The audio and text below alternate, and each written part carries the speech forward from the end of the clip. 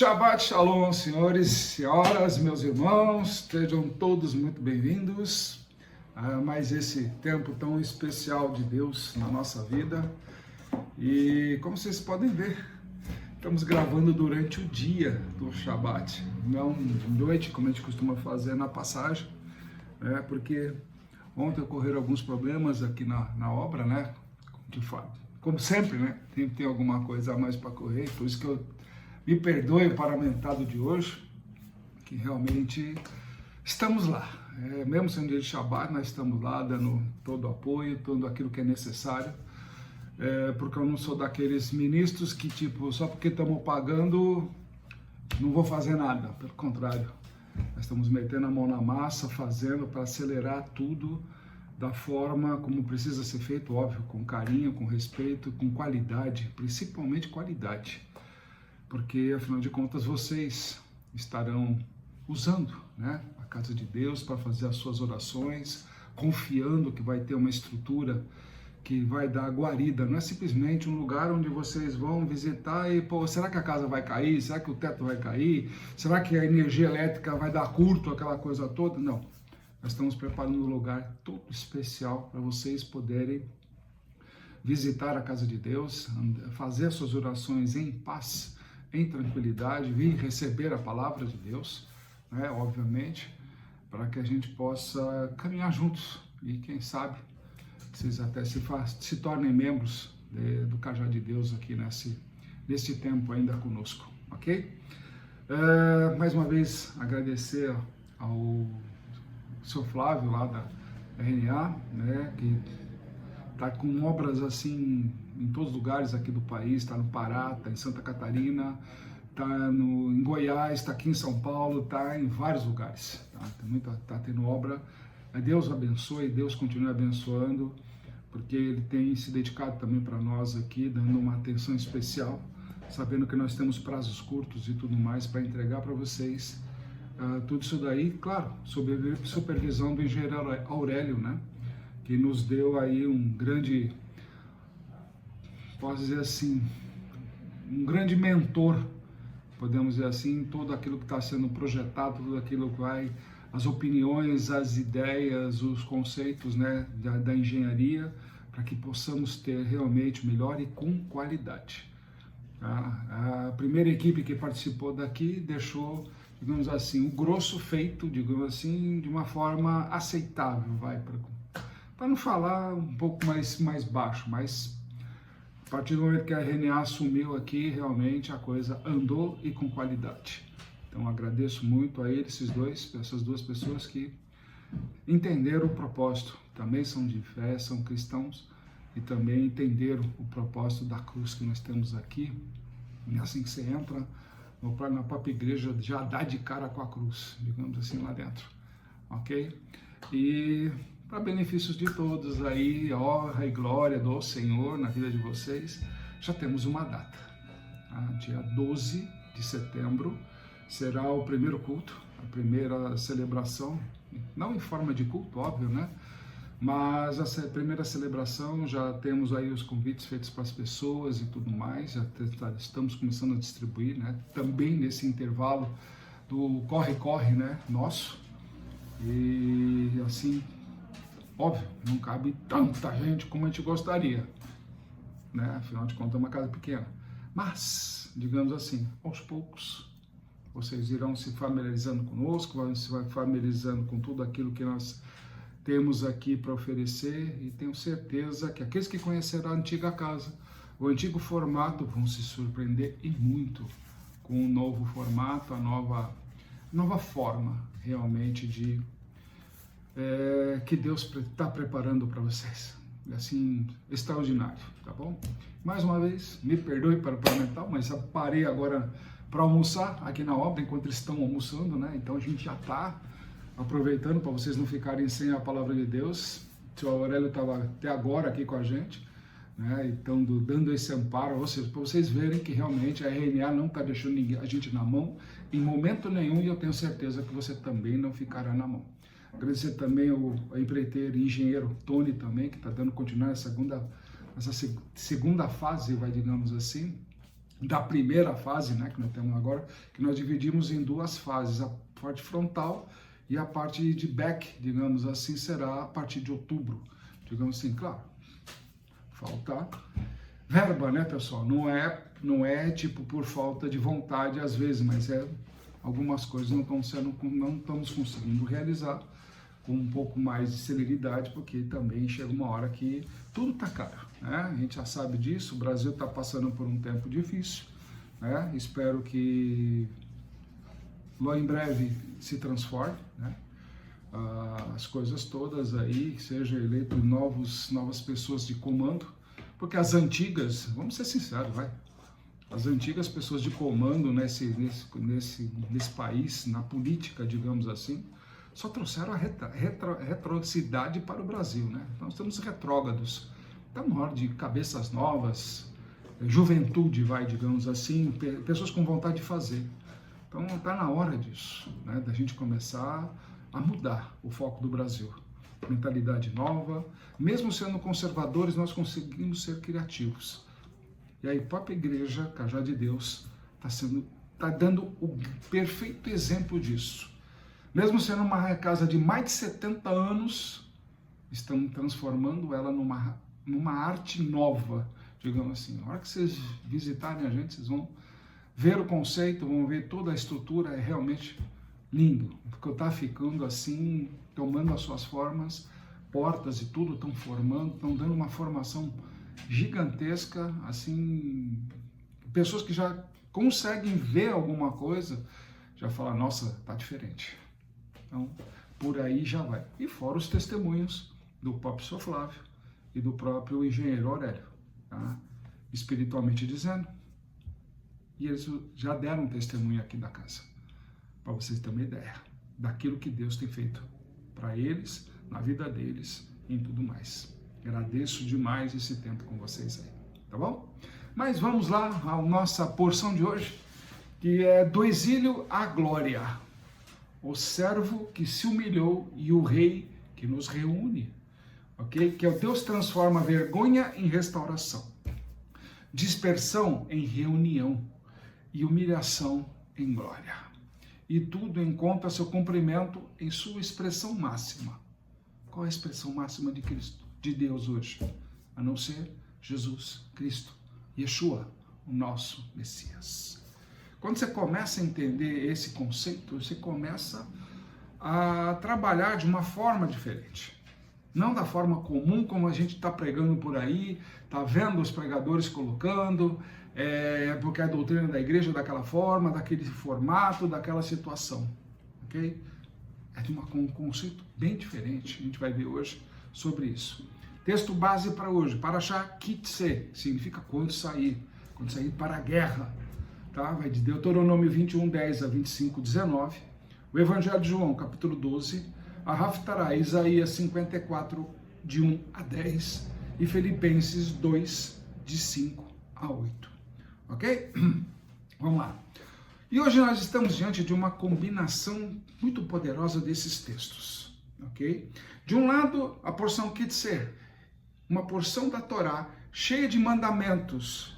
Se vocês olharem lá, realmente muita coisa de mandamento está sendo dado ali, que tratam da vida prática, familiar, casamento, justiça, dignidade, responsabilidade social, pobres, trabalhadores, estrangeiros, conflitos, sexualidade, integridade e relacionamento com o próximo. Tudo isso daí é matéria que está sendo debatida pelos políticos. Mudando aí os conceitos, mudando isso, libertinagem, liberdade, o que é isso como conceito? A porção que te traz isso em Deuteronômio. Te traz todo o conceito livre e simples de você praticar a boa obra. Ok? Dá uma lidinha lá. Vocês vão ver o conceito de Deus para todos esses enunciados aí que tentam destruir.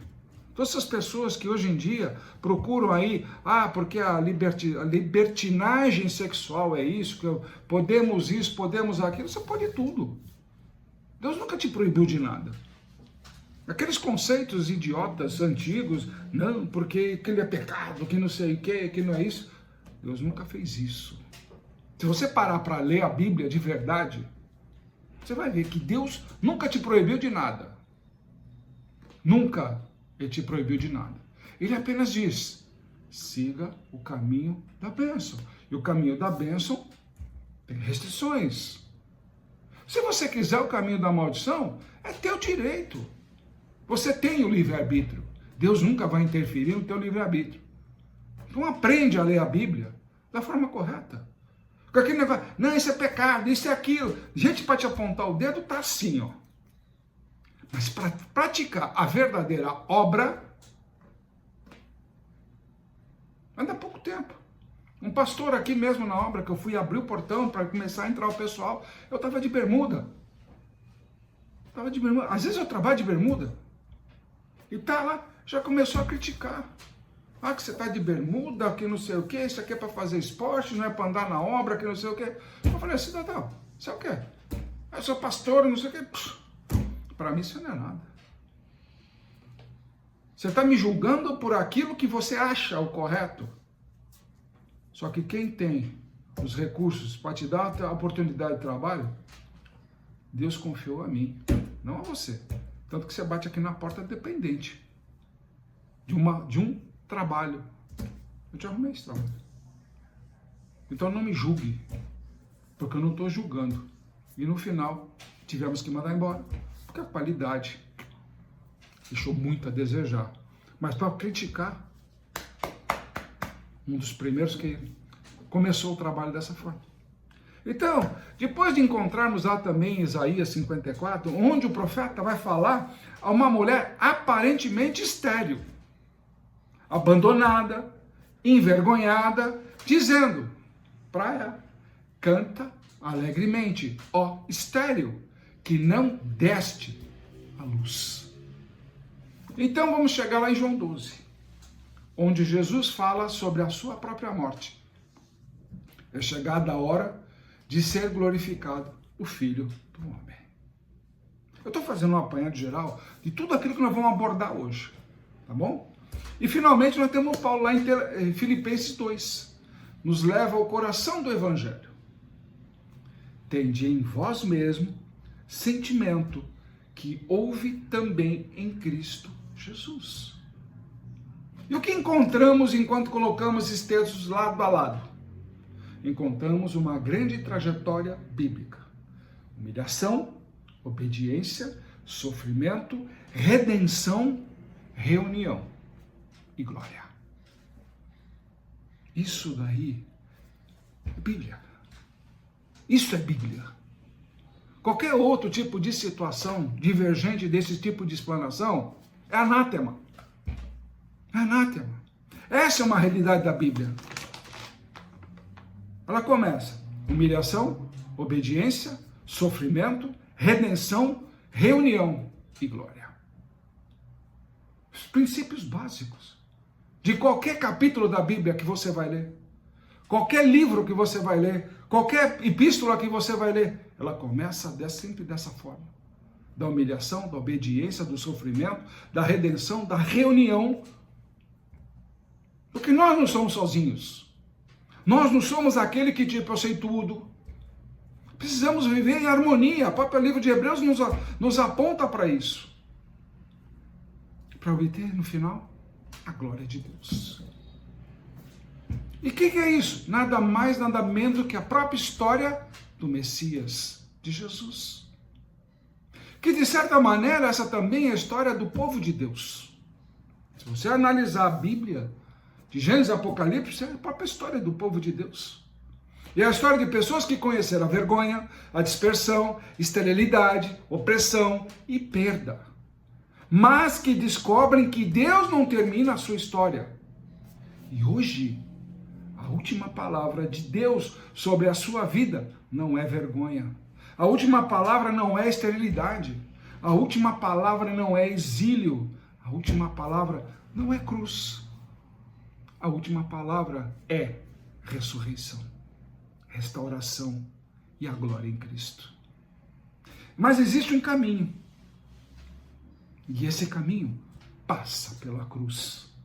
Então todo mundo já sabe. Talvez eu seja um dos ministros da atualidade que mais fala da cruz para vocês. Porque eu vejo as pregações, ouço as pregações de muito ministro por aí, mas raramente se encontra um falando da cruz. Porque pesa. O fardo da cruz é pesado. Eu sei disso. Mas eu gosto de falar da cruz. Porque ela nos ensina todos os dias. E é como Cristo mesmo fala, todos os dias tome a sua cruz e me siga. Então não é simplesmente, eu vou ser abençoado, vai ter isso, vai ter aquilo, então eu vou estar na glória com Deus. Mas você carregou a sua cruz hoje? E a de ontem? Você carregou? Você não pode carregar do teu próximo. Isso é fato. Nem deve carregar a cruz do seu próximo. Mas e a sua cruz? Você tem carregado ou pedido para os outros te carregar? Isso se chama dependência. Você está entregando o seu futuro na mão dos outros?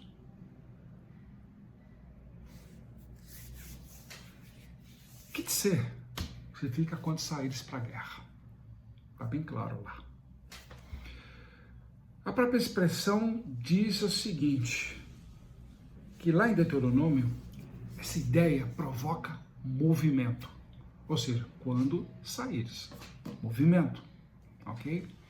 Quando saíres à guerra contra os teus inimigos, já fica uma pergunta. Quais são os seus inimigos? Você já parou para pensar? E não estou falando só de pessoas.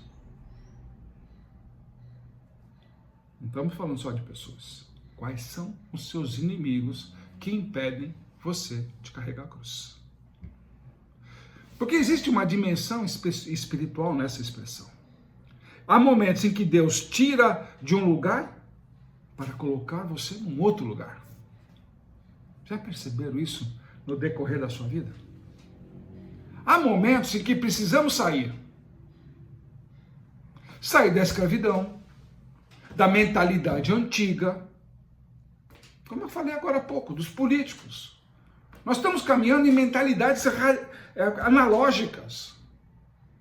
Nós estamos vivendo numa era extremamente digital. Como é que eu posso apoiar alguém que tem uma ideia, mas pratica a forma furto, roubo, tudo aquilo que prejudica o ser humano? Fala demais, mas a ação entrega o rapaz. A ação está entregando a forma antiga, a mentalidade antiga de enganar. Está muito mais voltado à astúcia da serpente para nos tirar do paraíso do que realmente nos promover o paraíso para nós nesse tempo. E por isso nós temos que sair da acomodação, sair de estruturas que Deus já não está permitindo que permaneçamos. Mas nesse trabalho, algo interessante.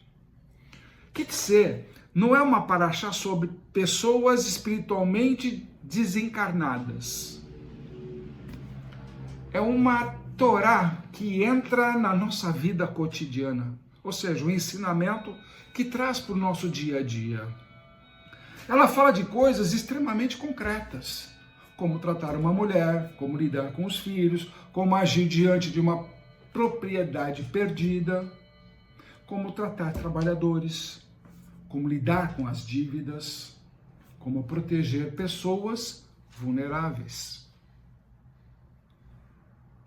E também como preservar a dignidade humana. Isso nos ensina algo fundamental.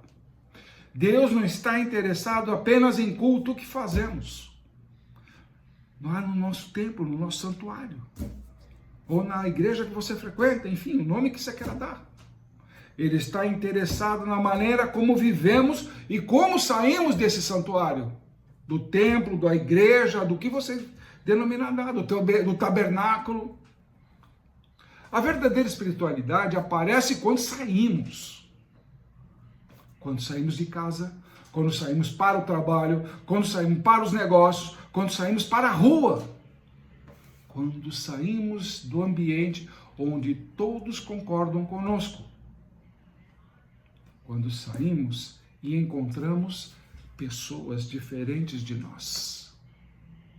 E a Torá, o ensinamento de Deus, pergunta: quem você é quando sai? Muitas vezes já tenho colocado aqui, tenho visto muita gente sair da igreja, mesmo depois de uma Santa Ceia, já vi isso aqui, já falei, até comentei algumas vezes, que eu estava presenciando, tinha acabado de ter Santa Ceia lá na igreja e tudo mais, estava todo mundo celebrando, mas daqui a pouco estava todo mundo se degladiando, eu estava de janela olhando, perguntei: pastor, o que é isso aqui? O pessoal está com pressa para chegar em casa, mas acabaram de fazer Santa Ceia, está se ofendendo um ao outro, porque tinha que sair o carro na frente, porque estava atravessando, porque o volume de veículos era grande. Eu falei: mas que é isso? Que igreja é essa? Quando as pessoas saem da igreja, se tornam animais, mesmo depois de uma Santa Ceia, onde o corpo de Cristo é consagrado e elevado. Então quem você é quando você sai para trabalhar, quando você sai para fazer a obra de Deus, quando você sai para visitar os doentes nos hospitais? Quem você é? Já perguntou isso? Eu sou santo porque eu vou lá no hospital, vou fazer a obra de Deus, que eu vou visitar doentes, aquele negócio todo. Você não passa de um hipócrita. Você não passa de um hipócrita. Já recebeu o direcionamento para fazer isso? Em primeiro lugar, quem está te acompanhando? Espiritualmente dizendo. Seu líder está junto? Então a hipocrisia é sua, dizer que está fazendo obra de Deus. No muito você pode ir pela sua classe social, que você frequenta. Seja psiquiatra, psicólogo, médico, enfim. Eu quero visitar doentes porque eu sou médico e sou cardiologista, por exemplo, e gostaria de ministrar. Eu tive uma experiência com Deus e gostaria de conhecer pessoas com problema de coração. Você é experiente, você tem uma bagagem enorme que de repente você pode dar soluções. Isso é uma obra de Deus. De fato, ajudar as pessoas, não espiritualmente, mas da forma a encontrarem soluções para os seus problemas. E na qualidade de um médico cardiologista, por exemplo, discutir com a equipe procedimentos, uma série de mais. Tenho certeza que terão prazer. E você também deve ter prazer em aprender também com essas pessoas. Alternativas, caminhos, uma série de outra coisa a mais. Isso nos conduz diretamente aonde? A Jesus. Porque toda obra que você coloca e não coloca Jesus à frente de tudo como meta, objetivo, você já está errando. Você está se desviando da palavra. Não, mas eu sou ministro, sou evangelista, sei lá, o nome da denominação que você quer colocar, que também não resulta em nada. Cargo na função de igreja, me perdoe, pessoal. Até hoje só provou que não passa de um bando de hipócritas, que você fica dependente de um título. Só isso. Só para dizer que você é autoridade? A única autoridade que eu conheço e reconheço se chama Jesus Cristo. Mais nada. E como diz a boa palavra, ele é o nome que está sobre todo nome. Não precisa dizer mais. Você vai se colocar acima do nome dele? Nunca, jamais. Então não queira crescer, porque você ostenta um título. Você continua abaixo de Cristo, como eu também continuo. Você não é mais que ele e nunca será. Lá em João 12, encontramos Jesus chegando ao momento em que ele também está prestes a sair. Sim. na sua saída, só que a saída de Cristo é muito mais profunda. Ele está prestes a sair deste mundo por meio da morte. E paradoxalmente, é justamente nessa saída que a sua glória vai ser revelada. Já pensaram nisso? Ele precisa morrer para que a glória venha. Já pensou? Hoje, você perguntar, vai, para o ministro, quando vai aparecer a glória sobre tua vida? Não, já está. Tem uns arrogantes que falam dessa forma. Tá bom? Não vou dar aparecimento. Mas se você fala, ô ministro, passou a glória chegar, você tem que morrer. Ou, está repreendido em nome de Jesus. Não é assim. Não é assim que eles fazem. Não, porque vai chegar a promessa, a profecia, não sei o quê, papapá, mas você vai morrer hoje. Para se cumprir aquilo que foi profético sobre a tua vida. Como você fica? Pô, não vou aproveitar um minuto? Não vou saborear dessa... Você não acredita em eternidade, então? Você não vê glória na eternidade? Que raio de cristão é você? O próprio Senhor mesmo ensina. Observai os teus tesouros no céu. Nesse mundo, vão te roubar, vão tirar a tua paz, vai enferrujar. Não é assim o ensinamento?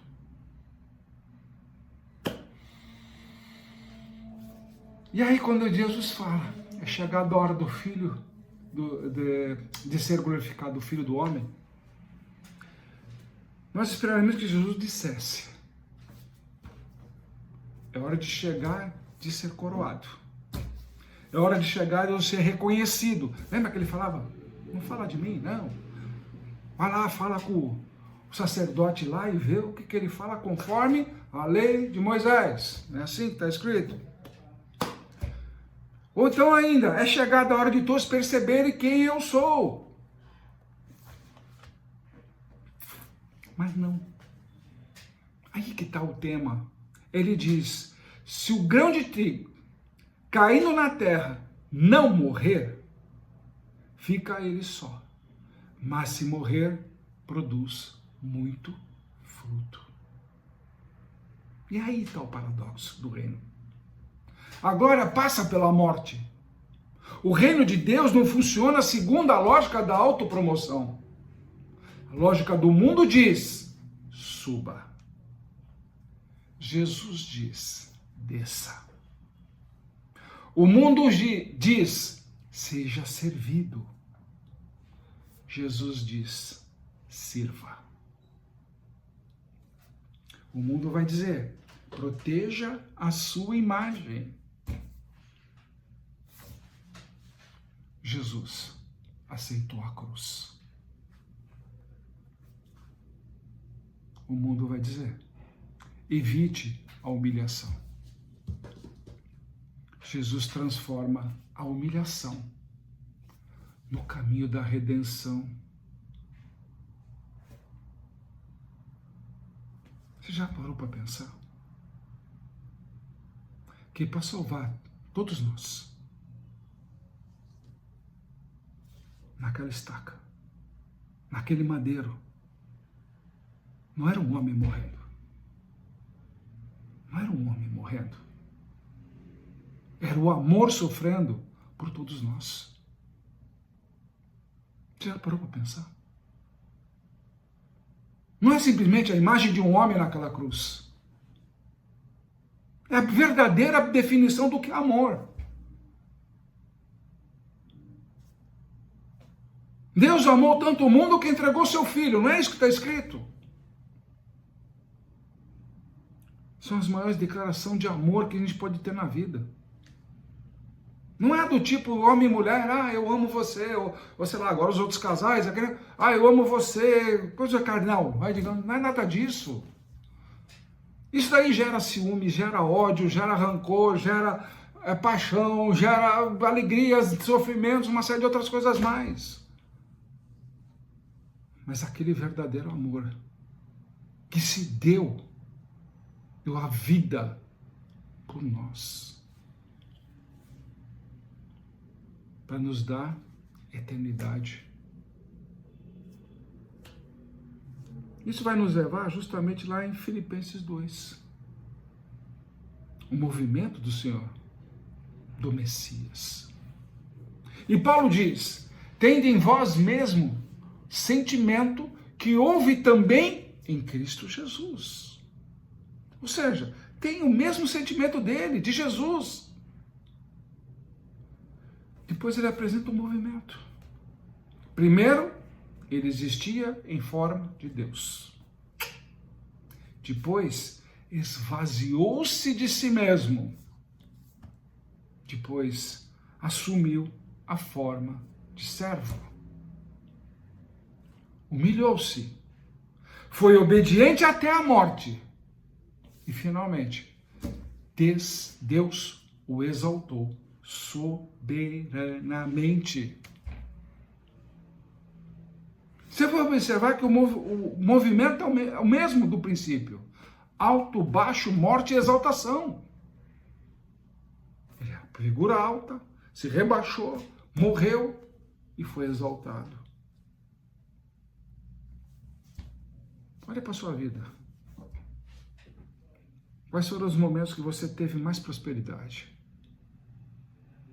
Quando você tinha tudo, perdeu tudo. Você teve que correr atrás. Você mudou seu padrão, mudou sua visão. E o que é Cristo? É isso. O que é nascer de novo? Vocês já se perguntaram isso? Como Nicodemos. Ah, não, vamos parar da forma lúdica, né? Como por aí. Ah, não, aceitei Cristo em minha vida, agora eu sou uma nova criatura, aquele negócio todo, eu sou transformado. Para de mentira. Vamos lá, vai. Entre nós aqui. Para de mentir para você mesmo. Para de aceitar desculpas idiotas. Aprenda como Nicodemos. Como é possível, Senhor? Mesmo está aqui. O próprio exemplo. Jesus deu o exemplo. Só voltar aqui para... Se o grão de trigo caindo na terra não morrer, fica ele só. Mas se morrer, produz muito fruto. Vocês já prestaram atenção nisso? Você tem fruto do Espírito dentro de você? Todos eles? Todos os detalhes que está lá em Gálatas? Você tem tudo isso daí? Se você não tem, como você nasceu de novo? Você pode me explicar? Como esse fruto morreu para gerar tudo isso dentro de você? Como essa velha natureza sua gerou tudo isso de fruto? Se você não tem as qualidades do fruto do Espírito dentro da sua vida, como você pode dizer que você nasceu de novo? Simples. Porque esse é o caminho do Messias. E é aqui que nós precisamos tomar cuidado. Esvaziou-se não significa que Jesus deixou de ser Deus. O texto não ensina que ele abandonou a sua divindade. Preste bem atenção. Ele se esvaziou, assumindo uma forma de servo. Você tem sido servo? Ou tem buscado o tempo todo ser servido? A humilhação de Cristo não foi perda de identidade. Foi manifestação de amor. O rei não deixou de ser rei.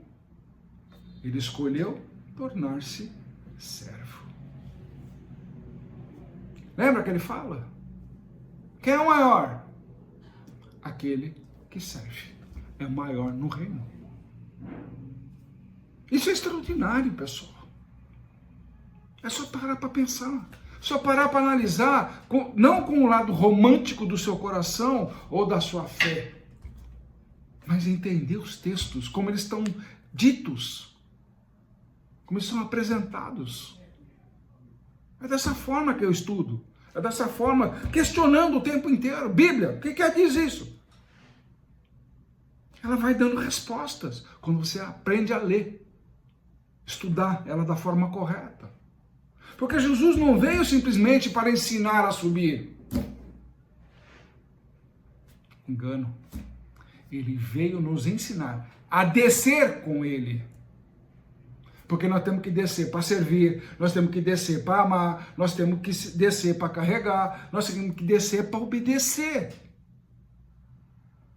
Por quê? Porque depois o Pai exalta. Simples. Não é você se colocar no lugar de Deus, querer ser igual a Deus, querer ser igual. Eu me sacrifico, eu faço jejum, eu faço isso, eu faço oração, eu ajoelho no milho, eu passo vigílias.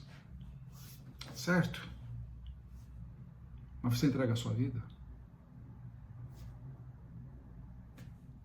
Você entrega a sua vida para Ele? Essa é a questão. A sua vida é só para Ele? Não, eu tenho que trabalhar, eu tenho que estudar, eu tenho que fazer. Desculpas, eu tenho de monte. Escuto todos os dias. Você acha que não? Mesmo com a obra sendo tocada, mesmo fazendo isso, eu continuo ministrando na vida das pessoas. É o que mais ouço. Porque está doente, porque está isso, porque está aquilo, porque não sei o quê. E aí? Como está a tua fé? Está pronta para assumir tudo isso? Servir, amar, carregar, obedecer? Não, isso daí é difícil. Então como é que você pode descer com Cristo? Caminhar com Ele, seguir o caminho com Ele.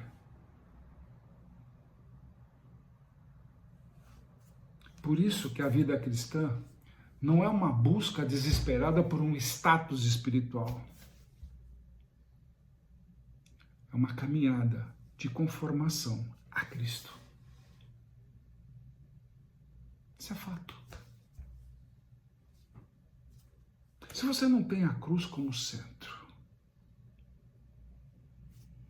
Em João 12, algumas pessoas querem ver Jesus. Elas diziam: Senhor, queremos ver Jesus.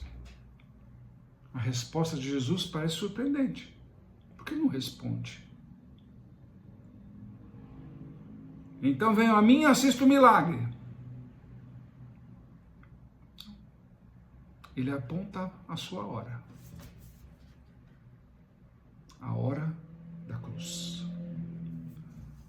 Isso significa que para João a verdadeira revelação da identidade de Jesus passa pela cruz. E a sua? E a sua identidade passa pela cruz? Queremos ver Jesus. Então precisamos olhar para a cruz. Queremos conhecer o coração de Deus. Olhemos para o Messias crucificado.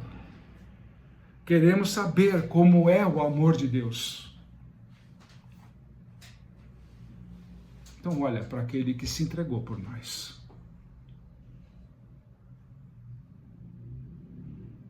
Queremos saber como é o reino. Então olhemos para aquele que lava, serve, sofre e entrega a própria vida. Lava, serve, sofre e entrega a própria vida. Você é capaz? A cruz não é um acidente na narrativa bíblica. Nunca foi um acidente.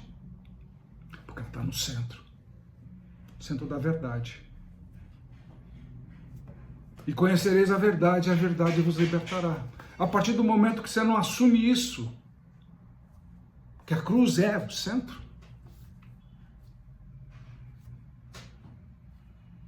você está vivendo uma utopia.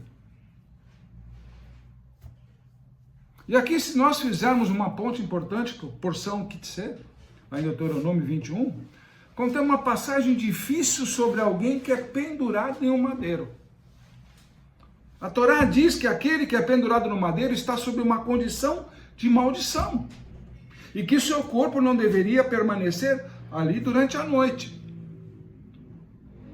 Na leitura apostólica cristã, encontra aqui uma conexão profunda com Cristo. Porque Paulo escreve lá em Gálatas 3, que Cristo nos resgatou da maldição da lei, tornando-se maldição por nós. Não significa que Jesus fosse moralmente culpado. Não. Significa que ele assumiu sobre si o lugar do condenado para redimir os condenados. E esse é o coração do Evangelho. Ele tomou o nosso lugar. Ele entrou em nossa condição. Ele carregou a nossa vergonha, a nossa sentença, que ele assumiu. E através daquelas feridas veio a nossa paz.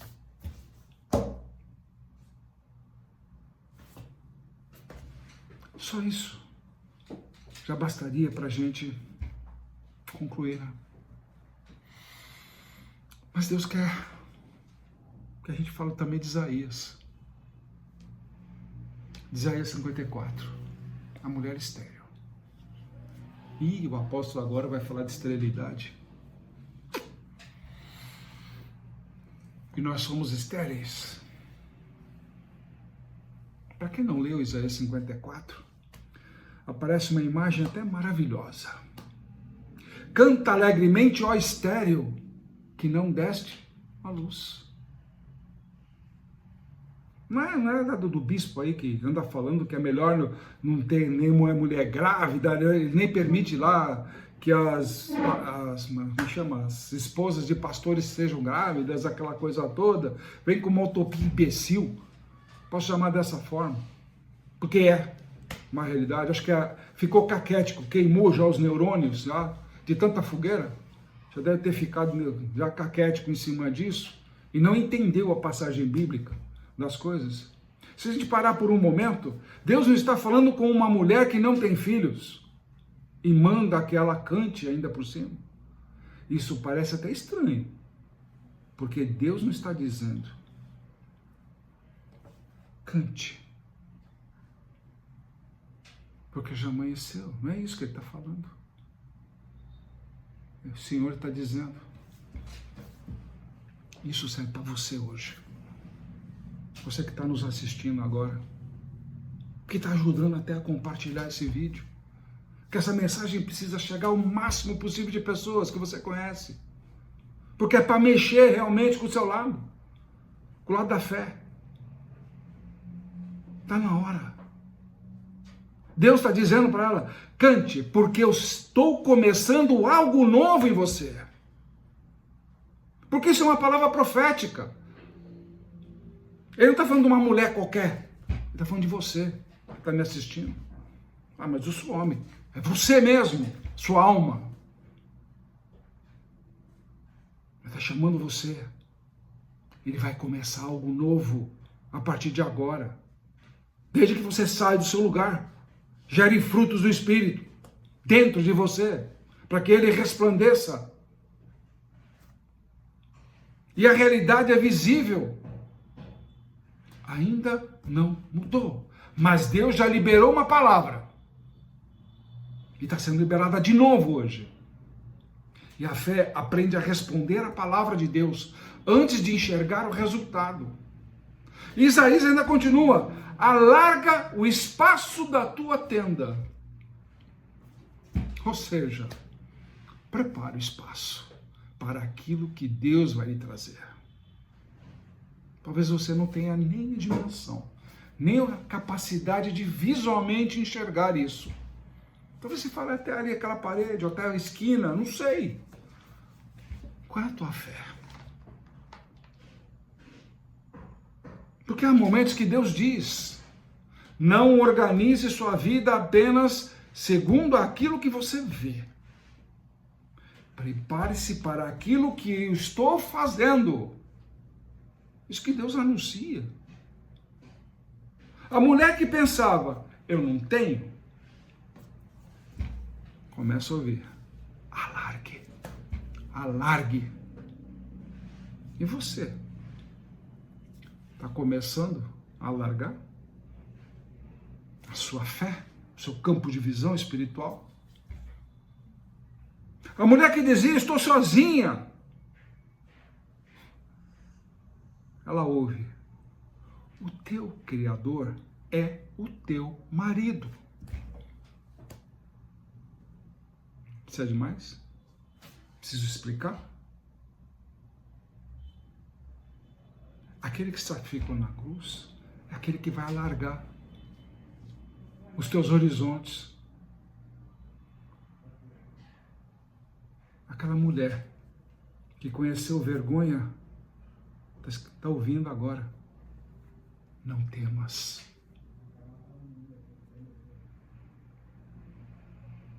Aquela mulher que experimentou o abandono, ouve, com grande misericórdia te recolherei. Quando você escuta essa profecia na sua vida, como está sendo colocada hoje, não um cara de barba, boné de hoje, camisa rasgada, está na obra, já ainda preciso tomar um banho, ser bem sincero. Tô oink, oink, como diz alguém. Barba por fazer direito, tá, aquele negócio todo, porque nós estamos aí cansados ontem à noite. Por que essa palavra está chegando hoje para você? Você já está pensando nisso? Está ousando ouvir o que Deus está passando para você hoje, através desse ensinamento de hoje? Então ouça, se prepare, creia, tenha fé, ouse fazer diferente. E aqui encontramos a conexão poderosa lá em Isaías 54. Fala de alguém que foi humilhado, abandonado, afligido, aparentemente rejeitado. Mas Deus diz, por um breve momento te deixei, mas com grandes misericórdias torno a acolher-te. Essa imagem de acolhimento é extremamente importante no dia de hoje, principalmente para você que está me ouvindo. Deus bíblico é o Deus que reúne.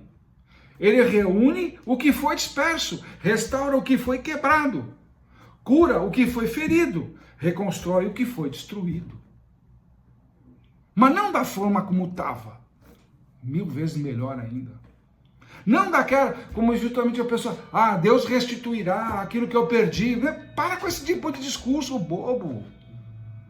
Se Deus vai te restituir, não é por aquilo que você perdeu, mas aquilo algo muito maior. Porque aquele pequeno não servia mais para você, por isso que ele tirou de você. Para te dar algo maior. Mas enquanto você continuar com aquela visão do pequenininho lá, que daquilo que você tinha, que Deus vai restituir aquilo que era meu, você está enganado. E sendo enganado. Se Deus te tirou uma coisa, é para colocar coisas maiores. Por isso que alarga o teu pensamento. Ele vai te dar. João 12.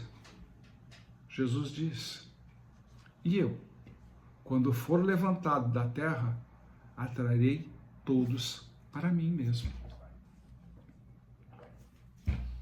Essa é uma declaração extraordinária dele. Isaías fala de Deus reunindo. Jesus fala de si mesmo atraindo.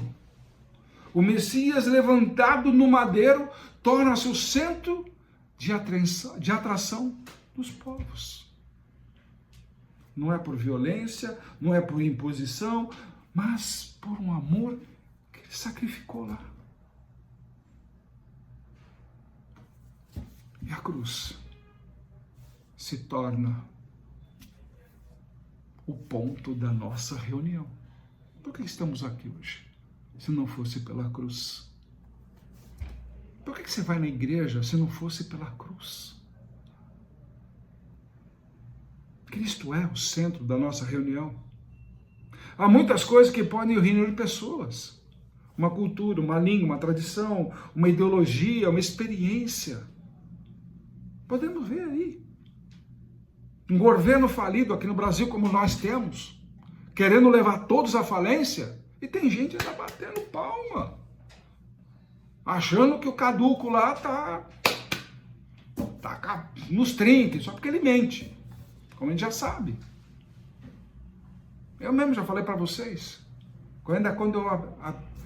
no primeiro mandato dele, como contador ainda, coloquei muita mídia por aí, naquela época, jornais, revista, caramba, 4, eu botei muita coisa. Os erros da administração daquele governo. Errou no segundo mandato e eu continuava ainda como contador, mandando chumbo. E olha, não tínhamos o acesso ao portal da transparência como tinha hoje. Mas a gente já sabia. E deu no que deu. Levou ele para onde ele levou. De fato. Que é o lugar dele, lá na cadeia. É de fato. Mas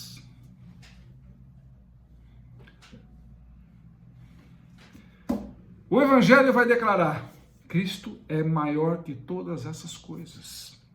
Isso daí é a minha fé. Não importa se ele roubou, se fez isso, fez aquilo, não afeta o que Cristo é para mim, para esta igreja, casa de Deus. Não importa o que ele é na sua vida. Cristo sendo o maior de todas as coisas. Não importa se é governo, se é juízes, se é isso, se é aquilo, não importa. Em Cristo, há pessoas de diferentes histórias encontram uma nova identidade. Isso não significa apagar as diferenças. Isso significa encontrar uma unidade superior. E mesmo tendo feito todas as bobagens que foram declaradas aí, anunciadas e todo mundo conhece, eu continuo orando. Continuo orando. Tenho fé que vai mudar. Tenho fé. E oro para que essa pessoa não prejudique mais o povo sofrido. Que infelizmente é esse povo sofrido que tem ido pior ainda. Ele está favorecendo somente aqueles que praticam mal ao próprio ser humano. Que não são cristãos de fato, mesmo ele alegando-se a ser cristão. Mas é o cara que mais faz mal ao povo. Simples. Ele pode se declarar o que ele quiser, cristão, a boca fala o que o coração está cheio. O próprio Senhor ensinou isso. Mas eu busco encontrar uma unidade superior, que para nós cristãos, isso tem uma importância enorme. Não somos chamados a transformar judeus em gentios, ou gentios em judeus, nada disso. Somos chamados para apontar para o Messias. E o que nós mais fazemos é isso. Independente se o cara pode apertar um botão lá, atravessar um míssil no mundo, destruir um planeta e destruir outra civilização, não sei. Eu oro para Deus para que nunca aconteça isso. Porque o mundo já tem muita miséria. Porque não sabe as pessoas não sabem cuidar uma das outras. As pessoas não sabem mais hoje em dia cuidar uma das outras. E nem se permitem ser cuidadas. Pior ainda. Como a gente faz trabalho de rua, aquele negócio todo, entrega comida, faz aquele negócio, parará. O que acontece? Às vezes as pessoas recebem e não valorizam. Ainda fala que é pouco. Que nós precisamos servir mais. Muitos que querem ser servidos até se esbanjarem. Já que você deu um pouquinho, pode dar muito mais, não é isso? Já que você me deu o dedo, que tal você me dar o braço inteiro? Porque eu quero, porque eu sou pobre, porque isso, porque aquilo. Todas as desculpas eu escuto todos os dias.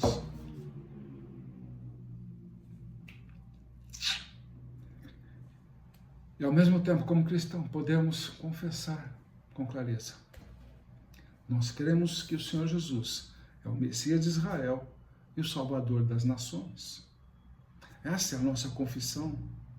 E podemos dizer sem arrogância, sem desprezo, sem hostilidade, mas com muito amor. Talvez aqui alguns estejam acostumados a pensar profundamente sobre mistério, união, emanação, transcendência, santidade, propósito, restauração, misticismo. A Bíblia também nos apresenta um Deus que está além da nossa compreensão. Já perceberam isso?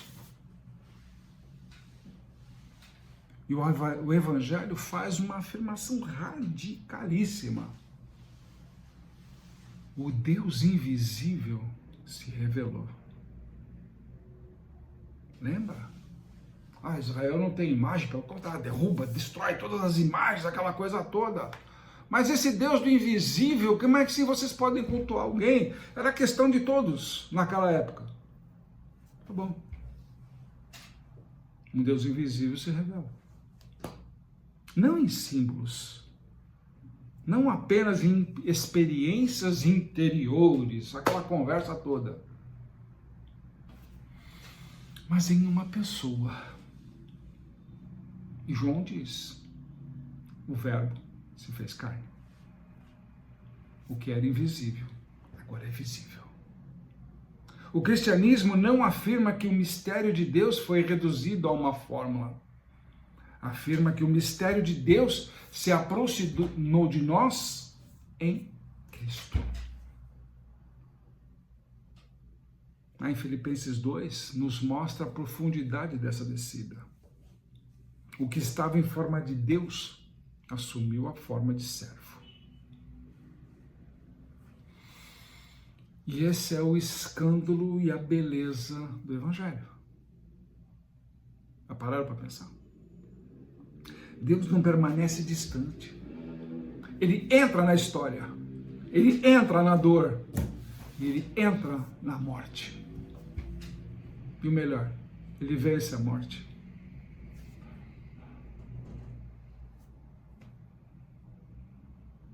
Agora, se trouxermos isso agora para todos nós, todo esse ensinamento de hoje.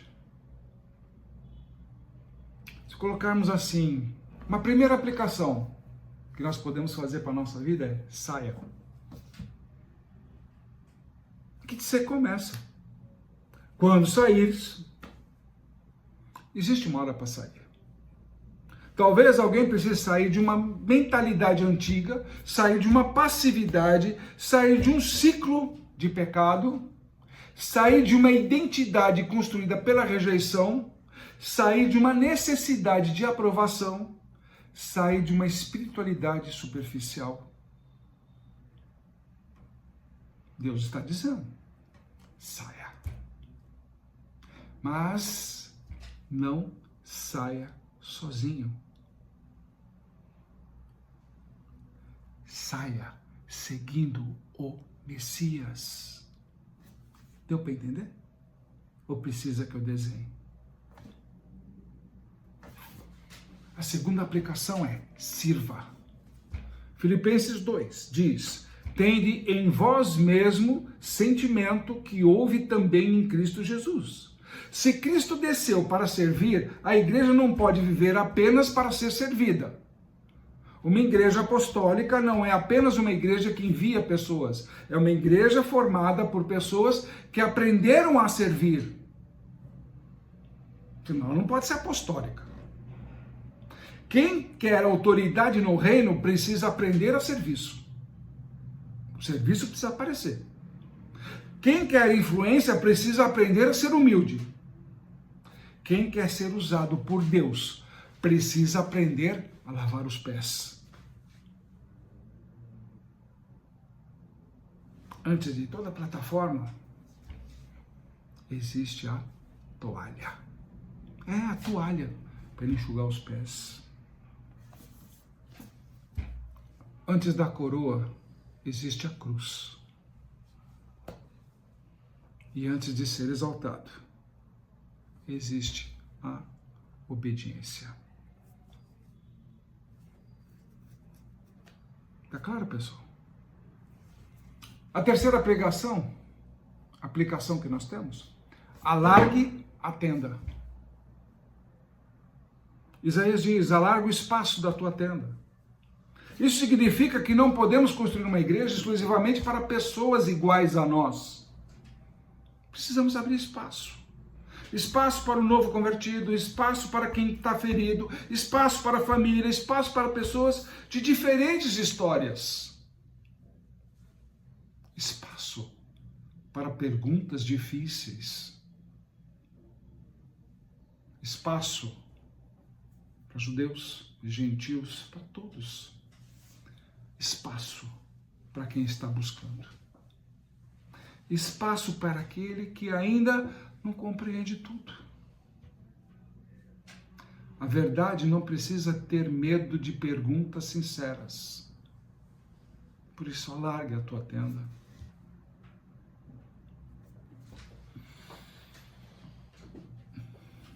E hoje eu vou soltar uma palavra profética para vocês. Deus não está transformando vergonha em honra. Mas Isaías 54 ele diz, não temas, porque não serás envergonhado. Aquilo que hoje parece ser motivo de vergonha, não terá a palavra final. Deus está gerando fruto onde parecia haver esterilidade. É a sua oportunidade do fruto do Espírito. O grão precisa cair.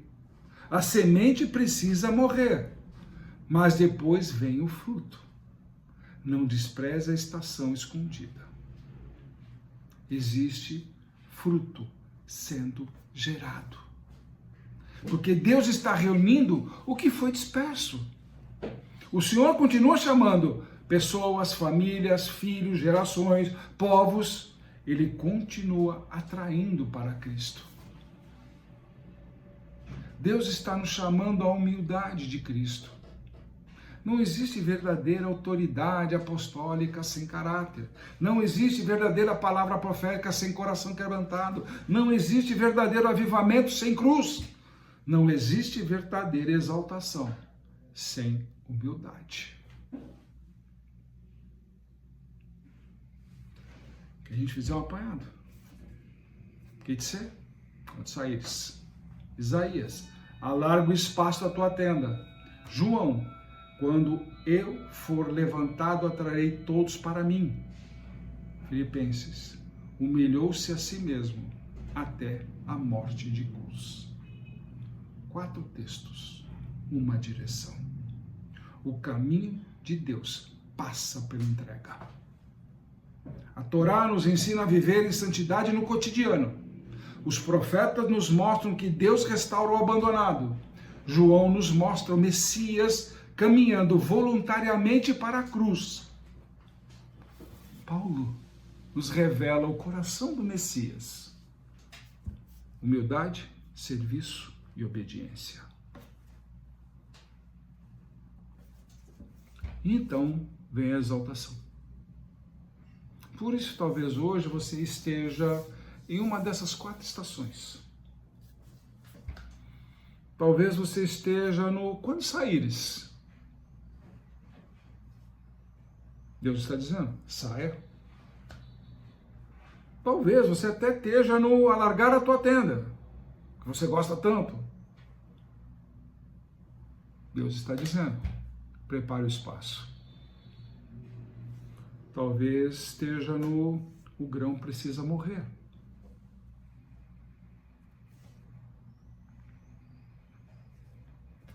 Deus afirma, confia no processo. Ou talvez você ainda venha com a desculpa. Ele foi exaltado. e você querendo uma exaltação, aí Deus diz para você, espere. Porque a cruz nunca foi o fim da história. A cruz foi o caminho para a ressurreição. Você ainda não entendeu. Se você conhece Cristo, hoje a pergunta não é simplesmente, você acredita em Jesus? A pergunta é, você está disposto a ter em você o mesmo sentimento que houve em Cristo?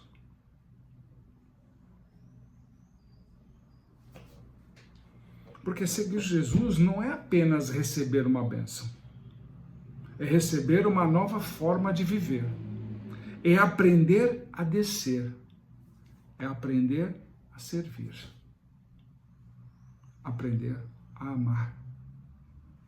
Aprender a obedecer. Aprender a confiar quando ainda não vemos.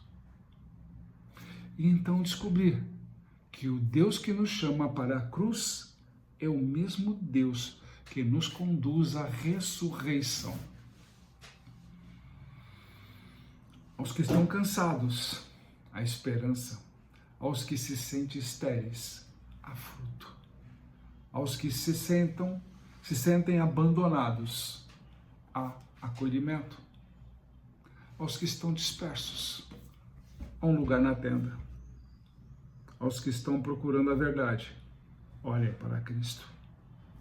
Porque o centro da nossa mensagem não é a nossa capacidade, não é a nossa performance, não é a nossa tradição, não é a espiritualidade, não é a roupa que eu uso.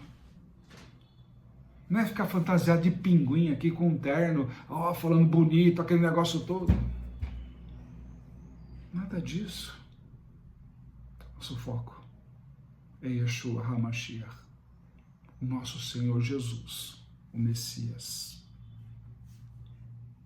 O servo, o Cordeiro, o Messias, o Filho. Aquele que desceu, aquele que morreu, aquele que ressuscitou, aquele que foi exaltado e aquele que ainda hoje diz, venha e siga-me. A pergunta que fica, talvez algum de nós tenhamos passado anos tentando encontrar um caminho, tentado ser bons o suficiente, tentando entender tudo, tentando vencer as nossas guerras, tentando construir nossa própria tenda, tentando voltar para o lugar que perdemos. Mas o Evangelho anuncia uma coisa muito maior. Nós não encontramos primeiro o caminho. O caminho veio até nós. O servo se humilhou, o rei desceu, o filho saiu da glória, aquele que não estava no exílio encontrou o nosso exílio, aquele que não precisava morrer entrou na nossa morte, e aquele que foi levantado da terra declarou, eu atrairei todos para mim. Por isso, toda vez a pergunta desta noite ou deste dia, não seja, como volto para Deus?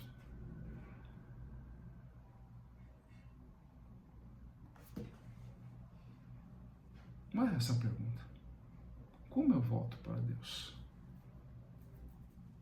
A pergunta é, você está pronto para seguir os mesmos passos de Jesus? Descer, ser humilhado,